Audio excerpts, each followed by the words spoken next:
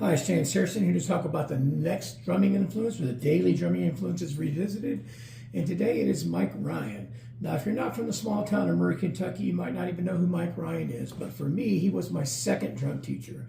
And he had studied with my first drum teacher, Chuck Simons, who at the time was teaching at Murray State University, and Mike was a student at Murray State. Now, I was probably fifth grade, fourth, fifth grade, somewhere in there.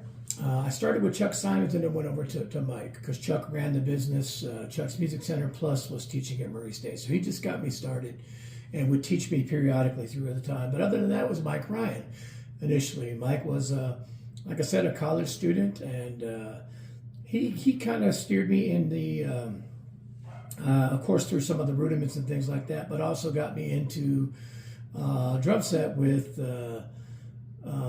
a few different books, one of them being Carmine Appice's, Carmine Appice's Realistic Rock, the initial book, was one that I studied out of, and also I think it was John Lombardi. I still use this book with students. I can't believe I'm drawing a blank, but it was the Rock and Bass Drum, book one, of course, and several solos and things like that. And I studied with Mike for a few years, and then I either he graduated or I got too tied up with the marching band and a lot of the extra time stuff that I had to do, and things I had to commit to, so it became too difficult to meet that lesson time. And I believe he had stopped teaching though, and probably from graduation or so. I don't know a lot about Mike and what happened to him. I'm not even sure if he was a music major, to be honest with you. But he taught at Chuck's Music Center for a while, and so therefore I studied with him. I wish I could tell you what happened to him. I have no idea what happened to Mike or where he is in life today. So, but he was definitely an influence, a super nice guy. And I think, like I said, I think I started with him when I was in about fifth grade. And probably through eighth grade, somewhere into eighth grade.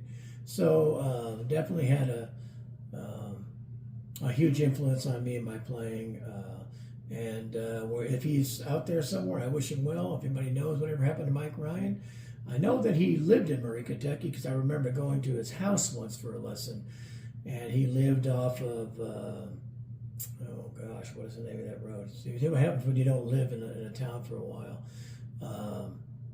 But anyway, it was off of 12th Street, 641, back in the newer area of Murray at the time.